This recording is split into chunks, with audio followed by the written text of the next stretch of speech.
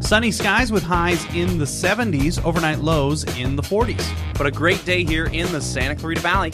Sunny and 56 currently, right here in Newhall. 98.1 FM and AM 1220. Santa Clarita's hometown station, KHTS. It's the Hometown Morning Show with Tori and Kyle. Make sure you go to hometownstation.com for all the latest and greatest Santa Clarita has to offer. And speaking of the greatest Santa Clarita has to offer, a very special guest in studio. It's that time again.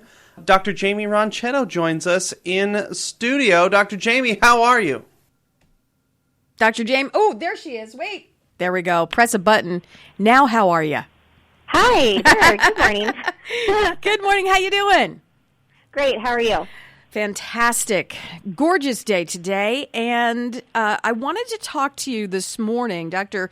Jaimie Ronchetto from Cinema Vet right here in Santa Clarita, about service animals. Now that, we're starting to feel that there's an end to the COVID situation and people are starting to fly. In the last few years, I have seen an uptick in, and not just dogs, animals in general on flights that I've never seen before. And not only have I seen animals on flights, but they're not in like little dog carriers and, they just come on like the people. And right. A lot has changed on flights. So I need you to help explain first, have you gotten a lot of requests for filling out paperwork for emotional and or support animals for, vacations or for flights? That's an interesting question. I haven't really. It's not like it's been a big uptick from what I've seen, but I agree that there are a lot more emotional support animals out there, and you definitely see a lot more of them on airplanes and in travel and just out in general. So that's very interesting. But no, I haven't had really much in the way of paperwork that has come across my desk recently. What is the difference between a support animal and an emotional animal? I think there's a difference between the two. So an emotional support animal is it can be pretty much any animal, and you just need basically a write-off from your doctor saying that you are in need of an emotional support animal for whatever reason, versus an actual, certified service animal like you would see for, a seeing eye dog or something like that, has more training under their belt, first of all, because you can just have your normal pet, Fluffy at home can be your emotional support animal and not have any specialized training. So there is a difference there. Like the actual service animals go through a lot of rigorous training before they're actually certified to go out on a job and do their, whether it's being a seeing eye dog or some other kind of service animal to help someone disabled in some way. And they are allowed pretty much everywhere, versus an emotional support animal does not need to be allowed places, even if you have it signed off by your doctors. A restaurant, let's say, can say no, versus they can't say no to a seeing eye dog. Are there special vaccinations or medications that either you require or that you suggest when you're taking any kind of an animal for a flight or just any kind of travel?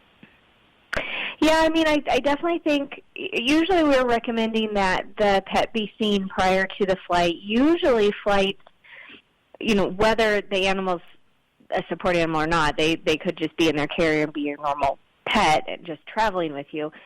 We do recommend them to be seen by us, by a vet, and get a health certificate written. Usually the flights want a health certificate saying that they are healthy to travel, especially if they're not going to be up front with you. If they are going to be in cargo, they need a health certificate to say that it's safe for them to be there. And generally they need to be up to date on all of their vaccines. So the core vaccines are the rabies, the distemper parvo combo, and usually we say Bordetella as well, which is that kennel cough vaccine. What do you recommend for a long flight? Let's say someone's going from the West Coast, from California to the East Coast. They're going to New York or Florida, and it's a good 4.5, 5-hour flight, and the pet can't relieve themselves. Do you find that the pet just won't relieve themselves, or do you suggest maybe getting those, for lack of a better word, I don't know what professional calls them, but puppy pads, something to do that? Well, I would recommend a few things.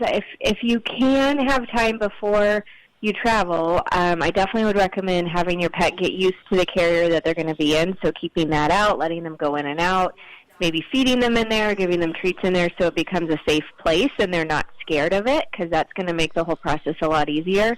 And then the nice thing, what I've noticed recently in the last couple of years, is that airports now have pet relief stations in their terminals. I've seen that I've seen that at Burbank Airport. I have. Yeah. So like by where the human bathrooms are. Exactly. There's pet relief terminals.